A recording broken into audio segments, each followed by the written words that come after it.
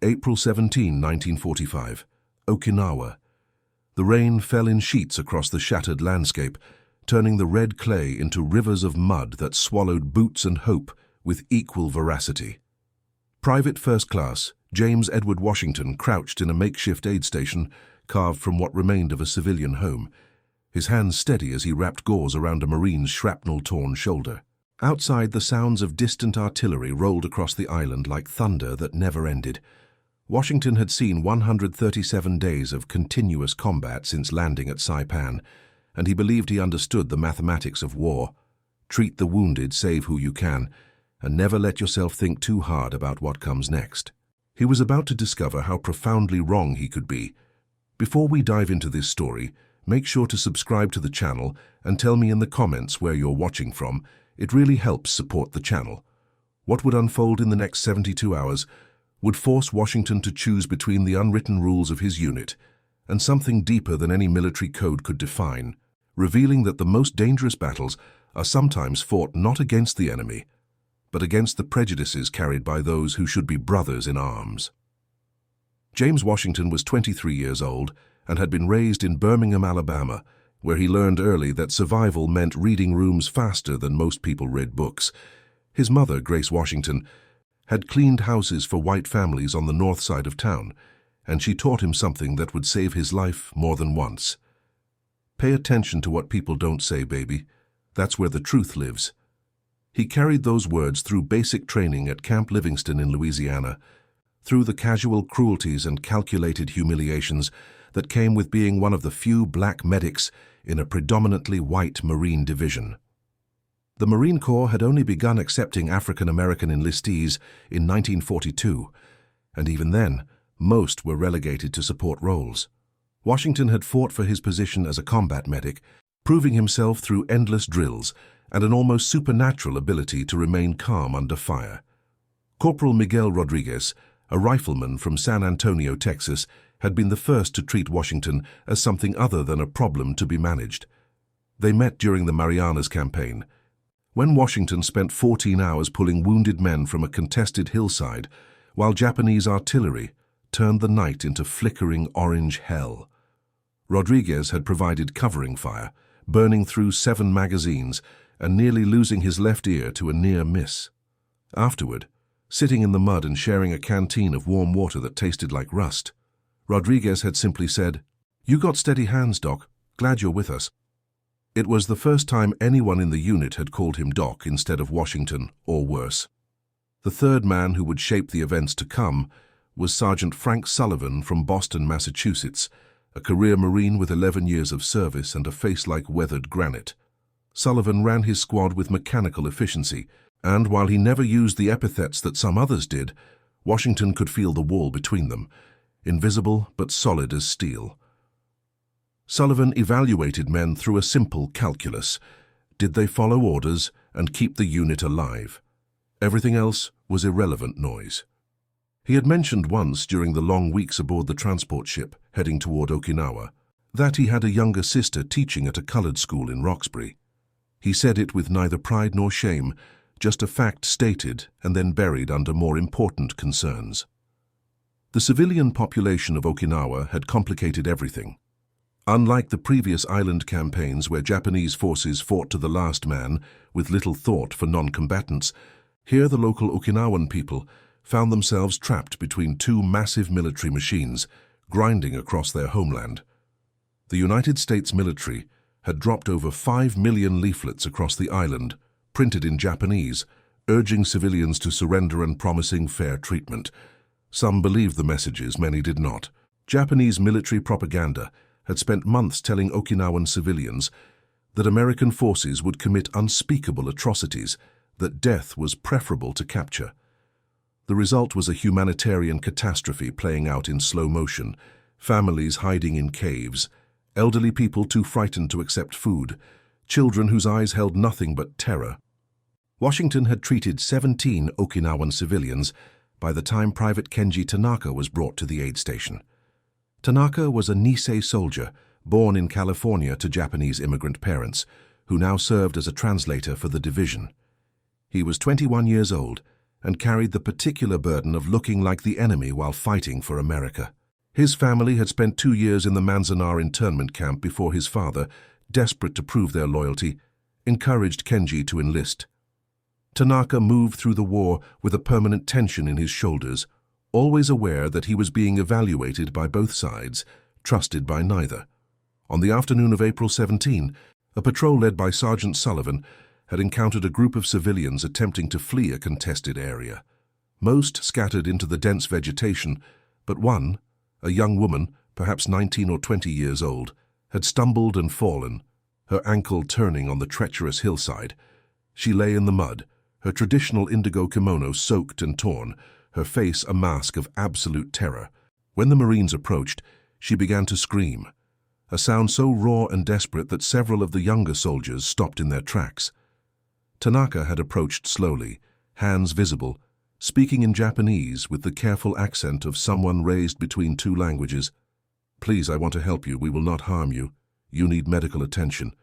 The woman's response was to curl tighter into herself, shaking so violently that her teeth chattered audibly. Through her terror, she managed to speak, and what she said made Tanaka's face go pale. He turned to Sullivan and said quietly, "Sergeant, she says she knows what we do to women. She says she would rather die. She's asking me to make it quick." Sullivan's jaw tightened. "Tell her we don't do those things. Tell her she'll be treated properly and sent to a civilian holding area where she can get food and medical care." But the woman wasn't listening. Her eyes, dark and glazed with panic, fixed on something beyond the present moment. When Private Eddie Morrison, a farm kid from Nebraska, reached down to help her up, she flinched so violently she nearly rolled off the hillside. Morrison jerked back, startled, and said to no one in particular, "Jesus, what do they tell these people about us?" They brought her to the aid station because her ankle was clearly broken, the joint already swelling to twice its normal size and turning deep purple. Washington was finishing with a lieutenant who had taken shrapnel to his leg when Corporal Rodriguez appeared in the doorway supporting the young woman, who was now unconscious, her body limp from a combination of shock and exhaustion. "Doc, we need you," Rodriguez said, his voice tight. "Civilian casualty, broken ankle, maybe worse." She passed out on the way down. Washington moved immediately, clearing space on the wooden table that served as his examination area. As Rodriguez and another Marine lifted her onto the surface, Washington began his assessment with practiced efficiency. Pulse rapid but steady, breathing shallow but regular. Significant swelling and discoloration at the left ankle, possible concussion from the fall, severe dehydration evident in the dry lips and sunken eyes, bruising on her arms that looked older than today's injuries. "Tanaka," Washington called out, "I need you to translate when she wakes up. I need to know if she has pain anywhere else, if she hit her head, if she can tell me how long she's been without food or water." Over the next 2 hours, Washington worked with the careful attention his mother had taught him to bring to any task worth doing. He set the broken ankle using techniques learned from Dr. Marcus Webb, the only black physician who had ever visited Birmingham's colored hospital to teach anatomy to promising students. Washington had been 16 years old, seated in the back row of a sweltering community hall, watching Dr. Webb's steady hands demonstrate on a skeleton how bones fit together like pieces of a puzzle designed by God himself. That memory guided his hands now as he aligned the fractured bones, applied splinting, and wrapped the ankle with clean gauze from his rapidly depleting supplies. The woman, whom Tanaka later identified from her papers as Akiko Shimizu, their schoolteacher from a village near the island's center, regained consciousness slowly. Her eyes fluttered open, registered the canvas roof above her, the American uniforms surrounding her, and immediately filled with fresh terror. She tried to sit up, a scream building in her throat. "Akiko-san," Tanaka said softly, kneeling beside the table where Washington worked. "Please listen. You are safe. This is a medical station. The medic has treated your broken ankle. No one will hurt you here." She turned her head toward Tanaka, and Washington watched something shift in her expression, confusion replacing pure fear. She spoke in rapid Japanese, her voice trembling. Tanaka translated, She says I look Japanese but wear an American uniform. She doesn't understand. She asks if I am a ghost or if she is already dead. Tell her she's alive and safe, Washington said, not looking up from his work. Tell her I'm going to give her water now, slowly, and then we'll see about getting some food in her. Tell her the ankle will heal, but she needs to stay off it for at least 6 weeks. As Tanaka translated, Washington held a canteen to Akiko's lips, tilting it gently to let small sips reach her parched mouth. She drank desperately at first, then more slowly as Tanaka continued speaking to her in low, reassuring tones. Washington saw her eyes move from Tanaka to him, studying his face with an expression he couldn't quite read. Finally, she spoke again, her voice hoarse. She asks, Tanaka said, what you are. Washington felt the familiar weight of that question settle in his chest. He glanced at Rodriguez, who stood near the doorway, then back to Akiko. Tell her I'm a medic. Tell her my job is to heal people, regardless of which uniform they wear or what they look like. Tanaka translated and Akiko responded with more words, her tone shifting slightly. She says she has never seen a dark-skinned American soldier. She thought all Americans looked like the pictures in the propaganda posters. Washington allowed himself a brief, tired smile. Tell her America's more complicated than the posters suggest. Over the next day, an uneasy routine developed. Akiko remained in the aid station because she had nowhere else to go, and her injury made transport to the civilian holding area impractical until the ankle stabilized. Washington treated a steady stream of wounded Marines, shrapnel injuries, infected wounds, heat exhaustion, the occasional case of dysentery that required immediate isolation. Between patients, he checked on Akiko, changing her dressings, making sure she ate the sea rations that Tanaka carefully explained were safe, monitoring for any signs of infection that could turn a simple fracture into a life-threatening emergency. Akiko watched him work with an intensity that made Washington uncomfortable at first, but gradually he recognized it for what it was, not hostility, but desperate curiosity. She was trying to reconcile everything she had been told about Americans with the reality of a man who treated her broken ankle with the same careful attention he gave to the Marines who were his brothers in arms. On the second day, she spoke to him directly for the first time, a halting phrase in English that surprised everyone in the aid station. Thank you. Washington paused in his inventory of medical supplies and turned to face her.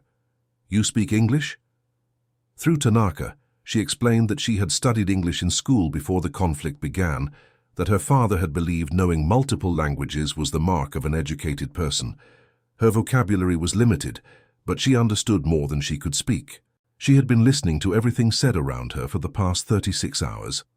That evening, as Washington sat outside the aid station cleaning his instruments in boiled water, Corporal Rodriguez joined him, offering a cigarette that Washington declined.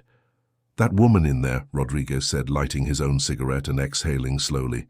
She's lucky you're the one who treated her. Washington didn't respond immediately, focusing on scrubbing blood from a pair of scissors. Finally, he said, I treat everyone the same, Miguel. That's the job. Yeah, but not everyone sees it that way. Rodriguez flicked ash into the mud. Morrison and some of the others, they're saying we shouldn't be wasting supplies on civilians, especially not Japanese civilians. She's a teacher who happened to be born on the wrong island at the wrong time, Washington said quietly. Her ankle was broken. That's all I needed to know. Rodriguez nodded slowly. Sullivan wants her moved to the civilian camp tomorrow.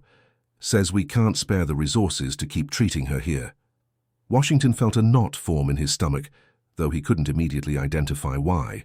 The civilian camps were the logical destination. They had better facilities, dedicated staff, supplies specifically allocated for non-combatants.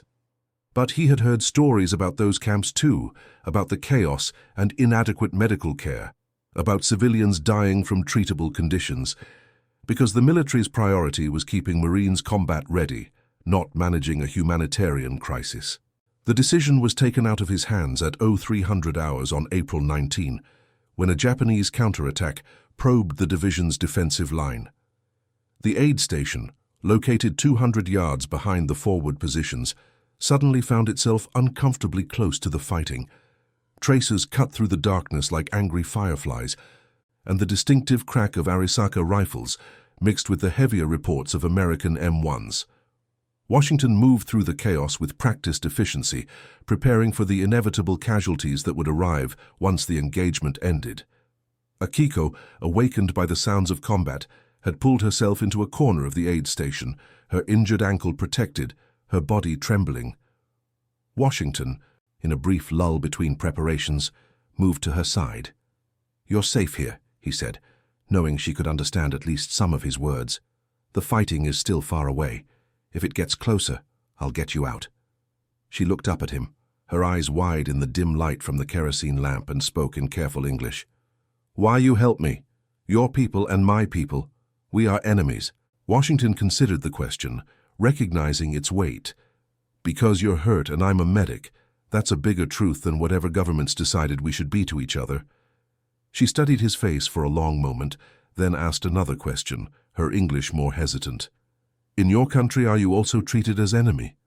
The question hit harder than Washington expected. He sat back on his heels, suddenly exhausted by truths he rarely spoke aloud. "Sometimes," he said quietly, "sometimes the uniform doesn't matter as much as the skin underneath it." They sat in silence as the sounds of combat gradually diminished. No casualties arrived at the aid station that night. The counterattack had been repulsed quickly, with minimal losses on the American side. But something had shifted in the space between Washington and Akiko, an understanding born from recognizing shared experience across an impossible divide. The incident that would define everything happened the following afternoon. Washington had been called away to treat a Marine with a severe hand injury at a forward position. He left Akiko in the aid station with instructions to Tanaka to check on her every hour and ensure she kept weight off the injured ankle. The walk to the forward position took 20 minutes through terrain that made his boots sink ankle-deep with every step. He treated the Marine, 2 fingers mangled by a misfiring rifle bolt, requiring careful cleaning and bandaging to prevent infection, and began the return journey. He was 50 yards from the aid station when he heard the shouting. Morrison's voice, loud and aggressive.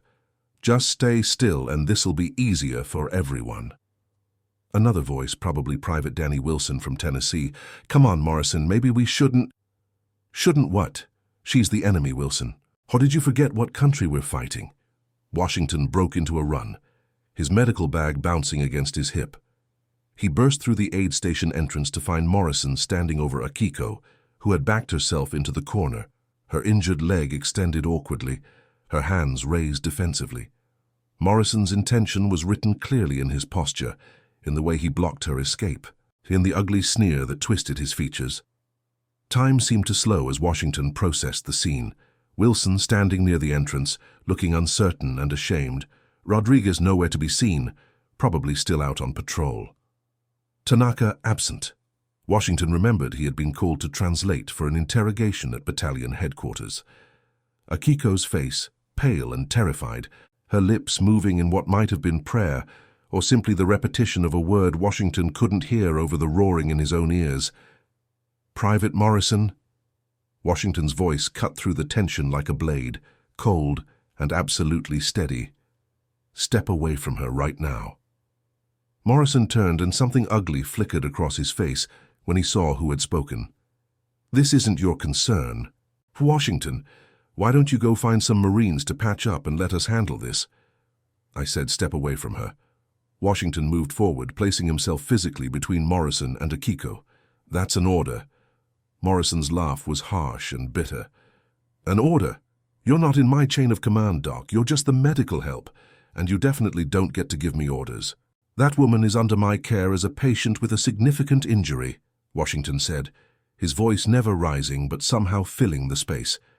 "Anyone who interferes with my treatment of a patient is in violation of military regulations. Now step back." For a moment, Morrison seemed to consider pushing the confrontation further. He was bigger than Washington, broader through the shoulders, with hands calloused from farm work and a lifetime of physical labor. But something in Washington's eyes made him hesitate, a quality that had nothing to do with physical size and everything to do with a line drawn that would not be crossed. Wilson spoke up, his voice shaky but determined. "Come on, Eddie, let's just get out of here. This ain't right anyway." Morrison's face flushed red. What ain't right is treating the enemy better than our own people. What ain't right is wasting supplies on some Japanese. Don't touch her, Washington interrupted, his words precise and final. Don't speak about her. Don't come near this aid station unless you're bleeding. Are we clear, Private? The silence stretched out, filled with the distant sounds of artillery and the closer sound of Morrison's angry breathing. Finally, Morrison spat into the mud near Washington's boots and shouldered past him toward the exit. Wilson followed quickly, avoiding eye contact with everyone. When they were gone, Washington turned to find Akiko still pressed against the wall, her entire body shaking. Tears streamed down her face, and she was speaking rapidly in Japanese, words tumbling over each other too quickly for Washington to catch, even if he had understood the language. He knelt slowly, keeping his movements gentle and predictable. "You're safe," he said quietly. "I won't let anyone hurt you. Do you understand? You're safe here." She looked at him, and something in her expression broke Washington's heart.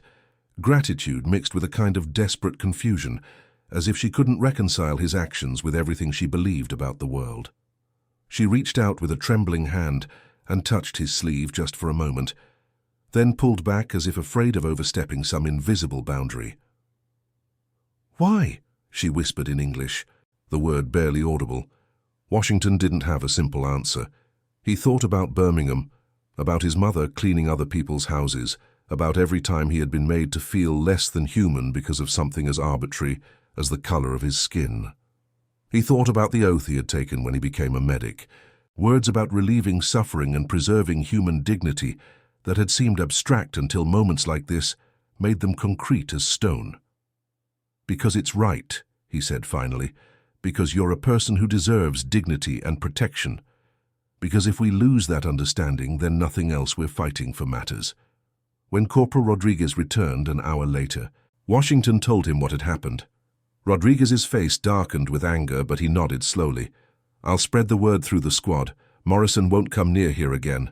But Doc, you need to know. This is going to cause problems. Sullivan's going to hear about it." "Let him hear," Washington said, checking Akiko's ankle dressing with careful attention. The swelling had reduced slightly, and there were no signs of infection. Small mercies in a world of larger threats. Sergeant Sullivan arrived at the aid station just before sunset, his face unreadable. He stood in the entrance for a long moment, studying the scene. Washington, organizing medical supplies. Akiko sitting quietly in her corner, the tension evident in the air. Private Washington, outside. They stood in the fading light, while Sullivan lit a cigarette, taking his time before speaking. "I heard about the incident with Morrison. Want to tell me your version?" Washington recounted the events without embellishment, his voice steady and factual. Sullivan listened without interrupting, his expression giving nothing away.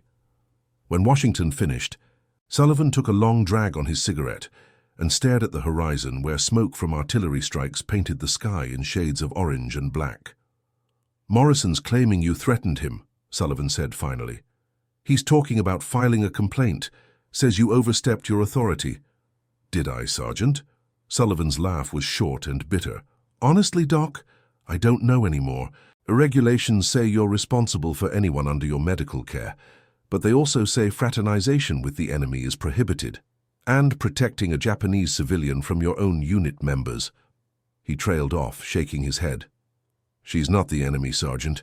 She's a school teacher who had the bad luck of being born in a place that became a battleground, and she's my patient." "Your patient," Sullivan repeated slowly. "You really believe that makes a difference?" "I have to believe it, Sergeant, because if it doesn't, then what exactly are we fighting for?" Sullivan finished his cigarette in silence, then ground it out under his boot heel. "The civilian camp has finally got their medical situation sorted out. They're sending a transport tomorrow morning to pick up any civilians in this sector. She'll be transferred then." Washington nodded, feeling a mixture of relief and something else he couldn't quite name. "Understood, Sergeant. And Washington?" Sullivan's voice stopped him as he turned back toward the aid station. "What you did today, standing up to Morrison, that took guts, stupid guts. Maybe, but guts nonetheless. Your mother, the one you mentioned who taught at that colored school in Roxbury, she'd probably be proud of you." Washington blinked in surprise. "Your sister," Sergeant. You said your sister taught at a colored school. Sullivan met his eyes for the first time in the conversation. My mother, Doc. My sister's only 12 years old. I said mother, and I let you think I said sister, because it was easier than dealing with questions. My mother is a black woman named Dorothy Sullivan who married an Irish drunk after he got her pregnant. I came out light enough to pass, so she sent me to live with his relatives when I was 8. Told me to make something of myself, even if it meant pretending to be something I wasn't. The revelation hung in the air between them, recontextualizing every interaction Washington had ever had with Sullivan. The sergeant looked older suddenly, tired in a way that had nothing to do with combat. Does anyone else know? Washington asked quietly. No one in the Marines. Maybe no one in the world now. My mother died 3 years ago. Pneumonia. I got the telegram at Camp Pendleton. Sullivan's voice was flat, emotionless in the way of someone who had learned to bury feelings too dangerous to express. I'm telling you because I need you to understand something. What you did today, protecting that woman, it matters. But it also marks you. Morrison's going to talk, and some men in this division aren't going to forget that you chose a Japanese civilian over one of your own.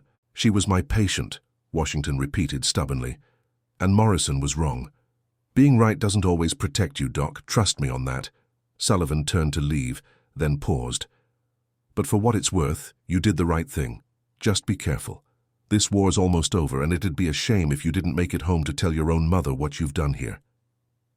That night, with Tanaka translating, Washington explained to Akiko that she would be transferred to the civilian camp in the morning. She listened quietly, then spoke at length in Japanese. Tanaka's translation came slowly, as if he was weighing each word. She says she understands, and she is grateful for your treatment. She says that when she first saw American soldiers, she was certain she would die. She had been told that Americans were demons who delighted in cruelty, especially toward women. She says her faith in humanity was destroyed when the conflict came to her island, when she saw terrible things done by soldiers wearing her country's uniform. She had concluded that evil was universal, that kindness was a lie people told themselves to sleep at night. Washington listened, his throat tight. Tanaka continued. She says you have confused her deeply. She doesn't understand why you protected her today. She doesn't understand why a man who faces discrimination from his own people would risk conflict with them to defend someone from the nation his country is fighting. She asks if you can explain this to her, because she wants to carry the answer with her when she leaves. Washington looked at Akiko, seeing her clearly perhaps for the first time. Not as a patient or a civilian or a representative of the enemy, but as a young woman trying to piece together a worldview that had been shattered by events beyond her control. He thought about what to say, how to explain something he barely understood himself. Tell her, he said slowly, that I was taught by my mother that every person carries a spark of something sacred inside them. Tell her that my faith teaches me that how we treat the most vulnerable among us defines who we really are. Tell her that I've spent my whole life being judged by the color of my skin rather than the content of my character, and I refuse to do that to anyone else. Tell her that if this conflict has taught me anything, it's that hatred and cruelty are easy, but they destroy the person who carries them as surely as they destroy their target. As Tanaka translated, Washington saw tears begin to slide down Akiko's face. When Tanaka finished, she bowed deeply from her seated position, then spoke again. She says that when she returns to her village, if her village still exists, she will tell people what happened here. She will tell them about the dark-skinned American medic who treated her broken ankle and defended her honor when others would have taken it. She will tell them that she met a man who proved that kindness can survive even in the midst of unspeakable violence. She says this story will be her resistance against the hatred that threatens to consume everything. Tell her, Washington said, his voice rough with emotion, that she honors me more than she knows. Tell her that I hope she finds her village intact and her family safe. Tell her that I will remember her too, and that remembering each other as human beings is perhaps the only victory that matters in the end. The transport arrived at 0800 hours the following morning, a 6x6 truck with benches in the back and a bored-looking private at the wheel. Washington had checked Akiko's ankle one final time, replacing the dressing with the last of his clean gauze and providing written instructions in English that he hoped someone at the civilian camp could read and follow.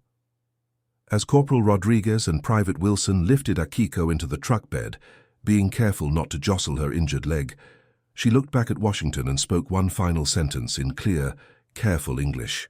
"I will remember the medic who had steady hands and a good heart. Thank you, James Edward Washington." The use of his full name shocked him.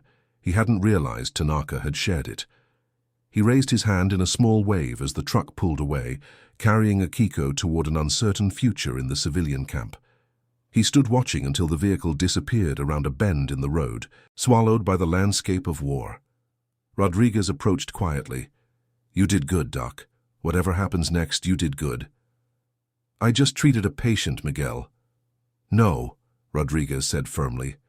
"You did more than that. You showed Morrison and everyone else watching that some lines don't get crossed no matter what. That matters more than you might think."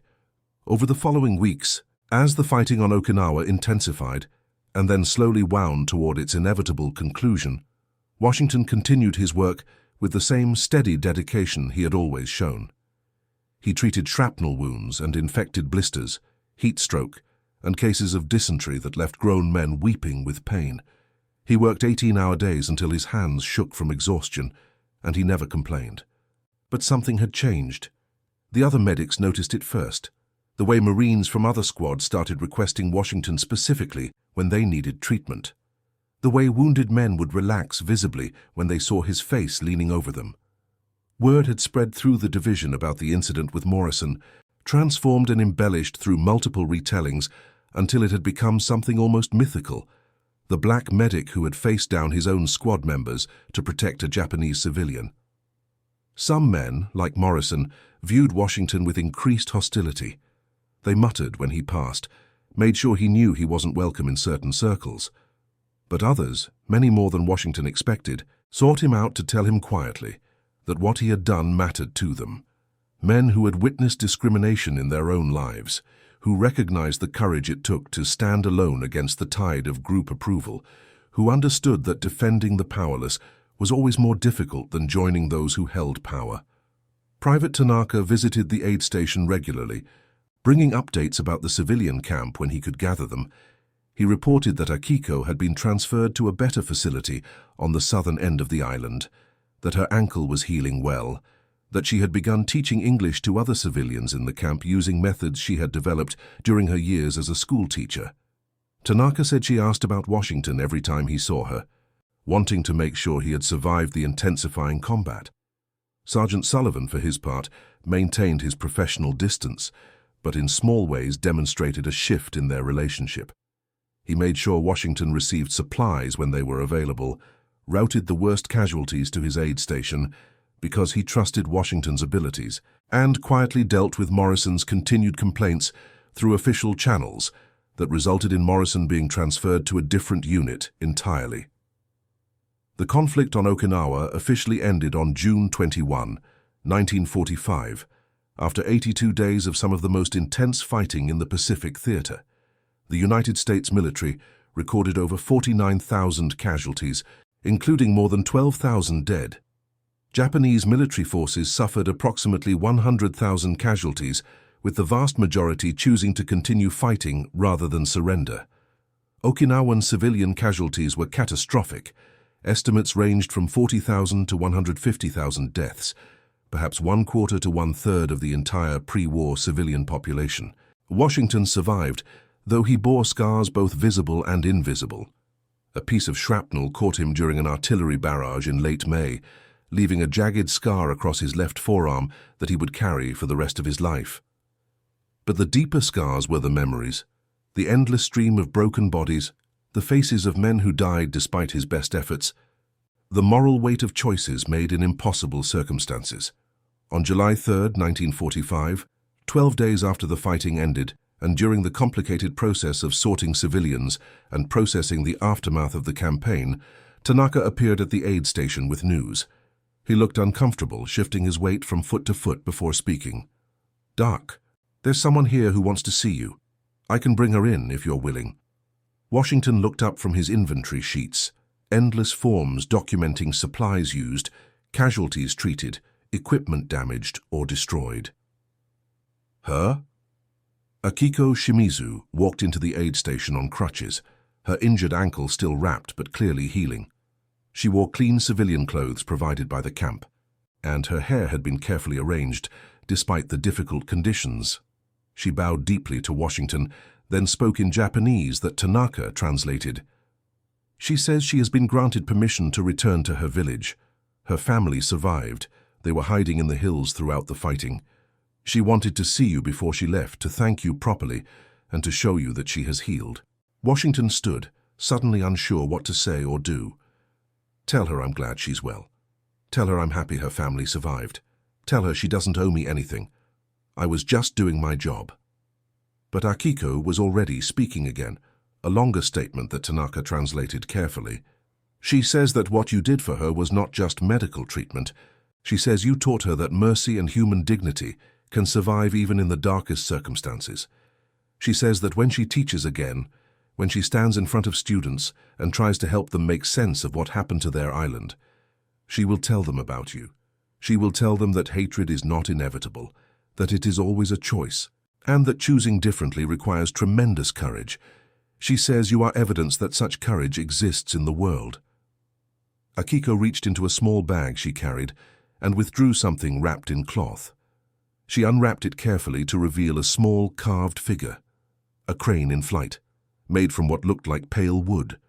She offered it to Washington with both hands and spoke again. Tanaka translated, "This belonged to her grandfather, who was a woodcarver. It is one of the few possessions she managed to save when she fled her home. She wants you to have it as a reminder that the kindness you showed her has rippled outward in ways you cannot see or measure. The crane is a symbol of peace and longevity in our culture. She hopes you will live a long life in peace, and that you will remember her as someone whose life you saved in more ways than one." Washington accepted the carved crane with hands that trembled slightly. The wood was smooth and warm, worn by years of handling, and the detail was extraordinary, each feather precisely rendered, the bird captured in a moment of eternal flight. "Tell her," Washington said, his voice thick, "that I will treasure this. Tell her that she helped me as much as I helped her, though I didn't realize it until now. Tell her that meeting her reminded me why I became a medic in the first place, and that remembering her will help me stay true to that purpose when I return home." Akiko smiled then, a genuine expression that transformed her entire face. She bowed again, then turned toward the entrance. But at the doorway she paused and looked back, speaking one final time in English. "Thank you, James. You showed me that humanity survives, even in war. I will not forget." Then she was gone, making her careful way down the muddy path on her crutches, returning to a village and a life that would be forever marked by conflict, but also, perhaps, by the possibility of healing. Washington stood in the doorway long after she disappeared from view, the carved crane held carefully in both hands. Rodriguez found him there and stood beside him in companionable silence. "You going to tell me what that's about?" Rodriguez asked finally. "A reminder," Washington said quietly, "that some things matter more than orders or chain of command, or which uniform someone wears. That protecting the vulnerable is always right, even when it's difficult. That mercy is not weakness, but the hardest kind of strength." Rodriguez nodded slowly. "You think anyone back home will understand what happened here? What you did?" Washington considered the question, thinking about Birmingham and his mother and the world waiting for him beyond the war. "I don't know, Miguel, but I think I have to try to make them understand. Not just about this one incident, but about all of it, about how we treat each other, about what we choose to defend and what we choose to ignore. I think that's going to be the real battle once this fighting finally ends." The conversation was interrupted by a corpsman calling for Washington, another casualty needing treatment, the work that never seemed to end. But as Washington moved back into the aid station, he set the carved crane on a shelf where he could see it, a small reminder of truths too important to forget. The war in the Pacific would continue for another month, until the atomic bombings of Hiroshima and Nagasaki and the subsequent Japanese surrender on August 15, 1945. Washington would remain in Okinawa through the occupation period, continuing to treat casualties and gradually shifting his focus toward helping rebuild the island's devastated medical infrastructure. He worked alongside Japanese doctors and Okinawan health workers, navigating the complicated terrain of former enemies, trying to build something new from the ruins of conflict. In November of 1945, Washington received orders sending him home. He packed his few possessions carefully, wrapping the carved crane in layers of cloth to protect it during the long journey back to the United States. He said goodbye to Rodriguez, who was being transferred to occupation duty in Japan proper, and to Tanaka, who was trying to navigate the complex process of being reunited with his family after years of forced internment and military service. Sergeant Sullivan was the last person Washington spoke to before boarding the transport ship. They stood on the dock in Naha Harbor, watching supplies being loaded and unloaded in an endless cycle of military logistics. "Doc," Sullivan said, using the nickname that had become more common than Washington's actual name, "I wanted you to know something before you leave. I put you in for a commendation. Bronze Star for meritorious service. I don't know if it'll go through. The brass can be unpredictable about these things, but I wanted it on record what you did here. All of it." Washington felt emotion tighten his throat. "Thank you, Sergeant. That means a lot." Sullivan extended his hand and Washington shook it firmly. "When you get home, look up my mother's address if you ever get to Boston. Dorothy Sullivan on Hammond Street in Roxbury. Tell her you served with her son. Tell her—" He paused, seeming to struggle with words. "Tell her I finally understand what she tried to teach me about being proud of who you are even when the world tells you to hide it." "I'll tell her, Sergeant, I promise." The journey home took 3 weeks of endless ocean and mechanical monotony. Washington spent the time thinking about what came next, about returning to Birmingham and his mother, about whether the man who had left for war could fit back into the life he had once known.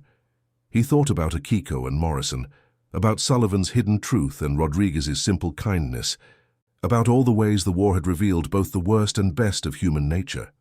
When the transport ship finally docked in San Francisco on December 12, 1945, Washington stood at the railing watching America come into focus through the morning fog. He carried the carved crane in his pocket, a weight that felt both precious and heavy with responsibility. The homecoming was complicated in ways Washington had anticipated, but that still shocked him with their immediacy. He wore his Marine uniform with pride, but he also faced the reality of Jim Crow segregation that greeted him at every turn. The back of the bus, the colored waiting room, the restaurants that refused his service, the hotels that had no vacancies suddenly appear when he approached the desk. Men who had never heard a shot fired in anger treated him with casual contempt, while the uniform that had meant life and death in Okinawa became almost invisible in the face of his skin color. But Washington had been changed by war in ways that made him less willing to accept the old accommodations. He had stood up to Morrison, had defended Akiko at personal risk, had learned that some lines were worth defending regardless of consequences. That lesson traveled with him, informing his choices and giving him a kind of quiet strength that others recognized even when they couldn't name it. He returned to Birmingham in January of 1946 and found his mother waiting at the train station, her face lined with worry and joy in equal measure. She held him for a long time without speaking, then pulled back to study his face with careful attention. "You've changed," she said simply. "You've got weight on your shoulders that wasn't there before." Washington told her about Okinawa, about the aid station and the endless casualties, about Rodriguez and Sullivan and Tanaka. And he told her about Akiko, about Morrison's intentions and the moment when he had stepped between them and refused to allow cruelty to prevail. Grace Washington listened to the entire story without interruption, and when he finished, she was crying. "You did right, baby," she said, gripping his hands tightly. "You did exactly what I raised you to do. You saw someone vulnerable and you protected them, regardless of what it cost you. That's the kind of man your father would have been proud to know." Washington showed her the carved crane, and she turned it over in her hands with reverence.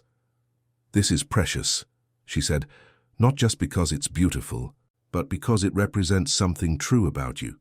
You going to keep this visible or hide it away?" "I'm going to keep it where I can see it," Washington said, as a reminder of what matters. Grace Washington nodded. Good, because you're going to need reminders. This country hasn't changed much while you've been gone, James. And there's going to be plenty of times when doing right feels a lot harder than doing what's expected. This little crane can help you remember why standing up matters.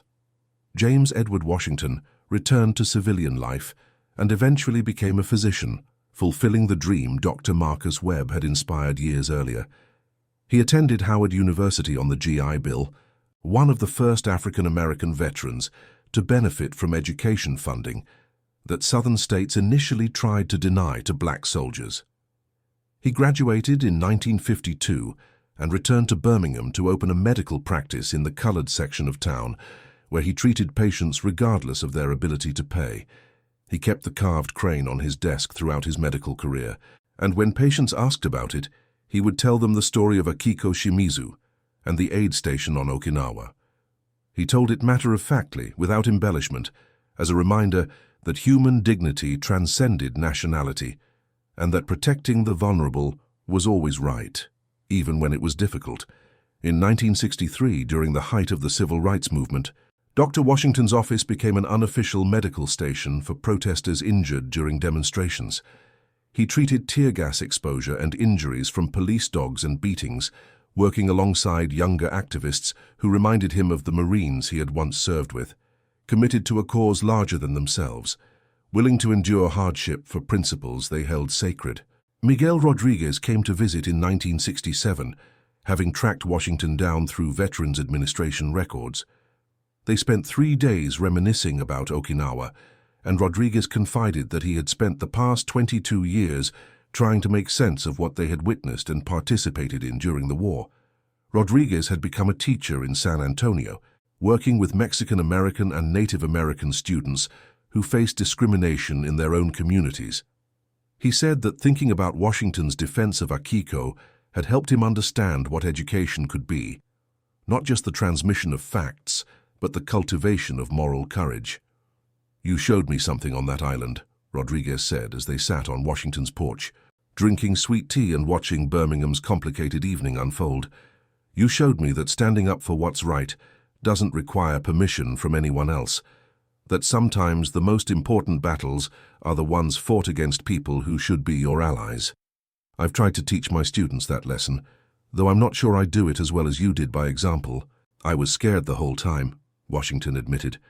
"When Morrison was standing over her, I was terrified, not just of physical confrontation, but of what would happen after, of being marked as someone who didn't belong, who couldn't be trusted." "But you did it anyway," and Rodriguez said. "That's the definition of courage, Doc, doing the right thing even when you're scared." They maintained a correspondence until Rodriguez's death in 1987, letters that traced the complicated path of two men trying to honor the better angels of their nature in a world that often rewarded different choices. Sergeant Frank Sullivan, or rather Second Lieutenant Sullivan as he became after the war, also reconnected with Washington, though their relationship remained more formal. Sullivan had stayed in the Marines, slowly rising through the ranks while maintaining the secret of his mixed racial heritage. He visited Birmingham once in 1974, shortly before his retirement, and the two men shared a meal at a newly integrated restaurant that would have been unthinkable during Washington's childhood. "I never told anyone else," Sullivan said over coffee, his hair now gray and his face marked by 3 decades of military service. "About my mother, about who I really am. I justified it by telling myself I could do more good by staying in, by being in positions of authority where I could protect men like you from the worst discrimination." "Did you?" Washington asked without judgment. Sullivan considered the question seriously. "Sometimes. I made sure black Marines got fair evaluations. I pushed back against racist policies where I could. I like to think I made some difference.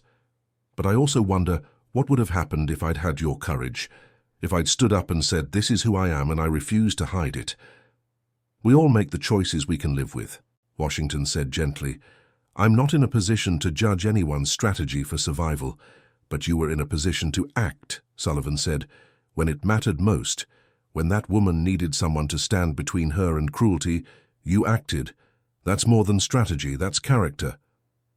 They parted as friends, bound by shared history and mutual respect that had grown from the complicated soil of war. James Edward Washington never learned what ultimately happened to Akiko Shimizu. He wrote letters to military authorities and civilian agencies trying to track her down, but the chaos of post-war Okinawa and the passage of time made it impossible to trace her path. He liked to believe she had survived, had returned to teaching, had carried the story of their encounter forward as she had promised, but he accepted that he might never know, that some stories don't have neat resolutions. In 1994, at the age of 72, Dr. Washington was invited to speak at a Veterans Day commemoration in Washington, D.C. The organizers wanted him to share stories from his service, to help younger generations understand the sacrifices made by African American servicemen who had fought for a country that didn't fully recognize their citizenship. Washington agreed, though he insisted on telling the story of Akiko and Morrison rather than focusing on his own experiences of discrimination.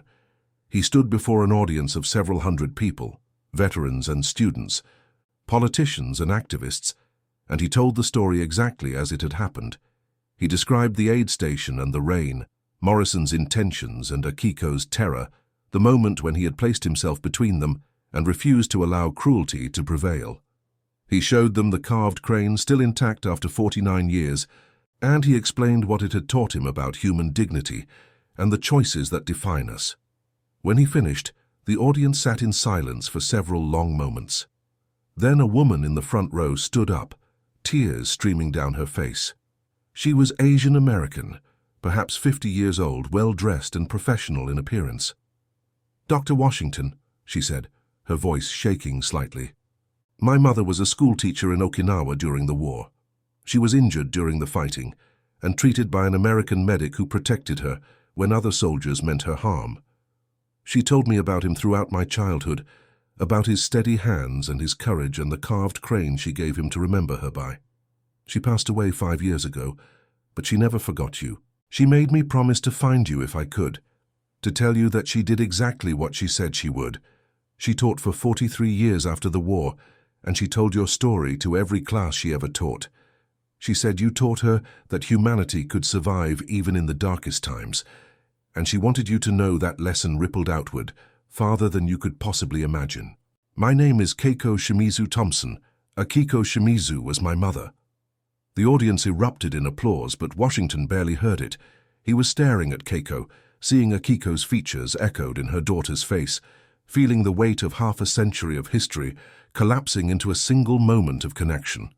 After the ceremony, Keiko and Washington spoke for over 2 hours. She told him about Akiko's life after the war, how she had indeed returned to teaching, how she had married a fellow teacher in 1948, how she had worked to bridge cultural divides and promote understanding between Okinawans and Americans during the difficult occupation period. She told him that Akiko had kept a photograph from an American newspaper that had somehow captured an image of the aid station on Okinawa, and that she had pointed to the barely visible figure of a black medic in the background and said, "That is the man who taught me to believe in human goodness again." Keiko also told him something he hadn't known, that Akiko had testified in 1946 at an inquiry into misconduct by American forces during the Okinawa campaign. Her testimony had helped lead to reforms in how civilian populations were treated during military operations, though those reforms came too late to help the thousands who had already suffered. Akiko had been afraid to testify, afraid of retribution, but she had done it anyway because Washington's example had shown her that courage meant acting despite fear. "She said you saved more than her ankle that day," Keiko said. "She said you saved her faith in human decency, and that faith allowed her to spend the rest of her life teaching children that hatred is always a choice, never an inevitability. I became a teacher too, in San Francisco working with immigrant students. Everything I do is built on the foundation my mother created, and everything she did was built on what you showed her during those few days in April of 1945. Washington held the carved crane between them, this object that had traveled so far and meant so much. "I want you to have this," he said, offering it to Keiko. "It should be with your family." But Keiko shook her head firmly. "No, Dr. Washington. My mother gave that to you as a promise that her life would honor your actions. Keep it." But know that every time you look at it, you're seeing not just my mother's gratitude, but the ripples of kindness that spread from that one moment of moral courage. You're seeing the students my mother taught who became teachers themselves. You're seeing the children I teach, who will carry forward the lesson that human dignity transcends nationality and that protecting the vulnerable is always right. You're seeing something that will outlive both of us. James Edward Washington died in 1998 at the age of 76. His obituary in the Birmingham News noted his service as a combat medic during World War II and his long career as a physician serving the African-American community. But it didn't capture the full measure of the man, the boy from Birmingham, who had learned to pay attention to what people didn't say, who had carried his mother's wisdom across an ocean and back again, who had stood in an aid station on Okinawa and drawn a line that would not be crossed. The carved crane passed to his daughter, Marie, who had become a civil rights attorney. She kept it on her desk throughout her career, and when clients asked about it, she would tell them the story her father had told her, about Akiko Shimizu and the choice to defend dignity even when it was difficult. Marie would say that the crane represented her father's belief that the most important battles are often fought not with weapons, but with the simple refusal to let cruelty prevail. The story itself has lived on, passed from person to person, generation to generation. It has been told in classrooms and churches, at veteran gatherings and human rights conferences. Each telling emphasizes different aspects: the racial complexity of Washington's position, the courage required to stand against your own unit, the possibility of human connection across enemy lines, the long-term impact of individual moral choices. Some historians have tried to verify every detail, tracking down unit records and cross-referencing them with Japanese archives from the Okinawa campaign. They have confirmed that Washington served as a medic in the sector where the encounter would have taken place, that civilian casualties in that area were severe, that there were indeed incidents of misconduct by American forces that led to inquiries and reforms, but the precise details remain elusive, preserved primarily in the stories told by those involved and passed down through their families. What matters more than perfect historical accuracy is the truth the story contains, that human dignity transcends nationality, that protecting the vulnerable requires courage that may exact real costs, that mercy is not weakness, but perhaps the highest form of strength. These truths remain relevant regardless of how precisely we can document the events that revealed them. The carved crane, now held by Marie Washington's son Michael, James Washington's grandson, continues to remind new generations of what one man chose to do on a rain-soaked island in the spring of 1945. It represents the possibility that even in the midst of humanity's worst impulses, individuals can choose differently. That choice, multiplied across thousands of moments and millions of people, creates the difference between a world that slides toward darkness and one that struggles toward light. And that concludes our story. If you made it this far, please share your thoughts in the comments. What part of this historical account surprised you most? Don't forget to subscribe for more untold stories from World War II and check out the video on screen for another incredible tale from history. Until next time.